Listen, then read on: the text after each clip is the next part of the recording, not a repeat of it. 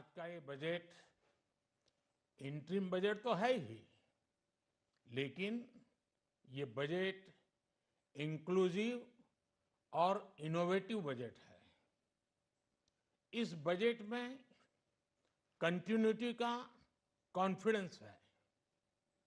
ये बजट विकसित भारत के चार स्तंभ युवा, गरीब, महिला और किसान सभी को एम्पावर करेगा।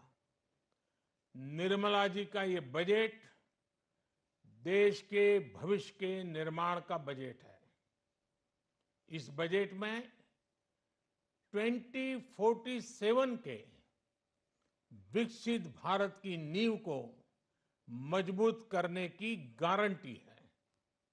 मैं निर्मला जी और उनकी टीम को बहुत बहुत बधाई देता हूं। साथियों, इस बजट में युवा भारत की युवा आकांक्षाओं का, भारत की यंग एस्पिरेशंस का प्रतिबिंब है। बजट में दो महत्वपूर्ण निर्णय लिए गए हैं। रिसर्च और इनोवेशन पर 1 लाख करोड़ रुपए का फंड बनाने की घोषणा की गई है। बजट में स्टार्टअप्स को मिलने वाली टैक्स छूट के विस्तार का भी ऐलान किया गया है। साथियों, इस बजट में फिस्कल डेफिसिट को नियंत्रण में रखते हुए कैपिटल एक्सपेंडिचर को 11,11,111 करोड़ रुपए की ऐतिहासिक ऊंचाई दी गई है। अर्थशास्त्रियों की भाषा में कहें तो एक प्रकार से स्वीट स्पॉट है।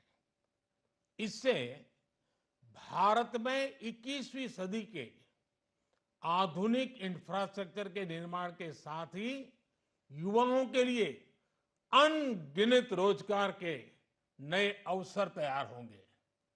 बजट में वंदे भारत स्टैंडर्ड की 40,000 आधुनिक बोगियां बनाकर उन्हें सामान्य यात्री ट्रेनों में लगाने का ऐलान किया गया है। इससे देश के अलग अलग रेल रूट पर करोड़ों यात्रियों में आरामदायक यात्रा का अनुभव बढ़ेगा। साथियों, हम एक बड़ा लक्ष्य तय करते हैं, उसे प्राप्त करते हैं और फिर उससे भी बड़ा लक्ष्य अपने लिए तय करते हैं। गरीबों के लिए हमने गांवों और शहरों में 4 करोड़ से अधिक घर बनाए। अब हमने 2 करोड़ और नए घर बनाने का लक्ष्य रखा है। हमने 2 करोड़ महिलाओं को लखपति दीदी बनाने का लक्ष्य रखा था। अब इस लक्ष्य को बढ़ाकर 3 करोड़ लखपति दीदी बनाने का कर दिया गया है। आयुष्मान भारत योजना ने गरीबों की बहुत मदद की है।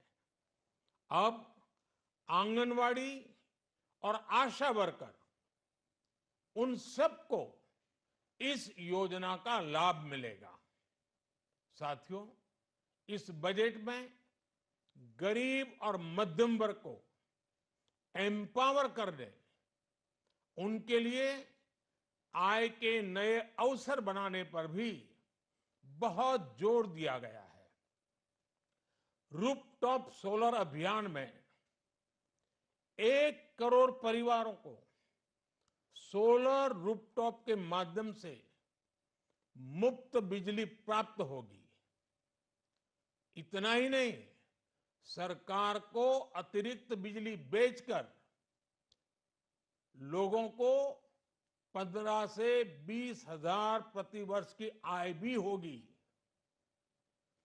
और ये हर परिवार को होगी। साथियों, आज जिस इनकम टैक्स रेमिशन स्कीम की घोषणा की गई है, उससे मध्यम वर्ग के करीब 1 करोड़ लोगों को बड़ी राहत मिलेगी। पिछली सरकारों ने सामान्य मानवी के सिर पर दशकों से ये बहुत बड़ी तलवार लटका कर रखी थी। आज इस बजट में किसानों के लिए भी बहुत महत्वपूर्ण और बड़े निर्णय लिए गए हैं। नैनो डीएपी का उपयोग हो, पशुओं के लिए नई योजना हो, पीएम मत्स्य संपदा योजना का विस्तार हो और आत्मनिर्भर ऑयल सीड अभियान हो। इससे किसानों की आय बढ़ेगी और खर्च कम होगा।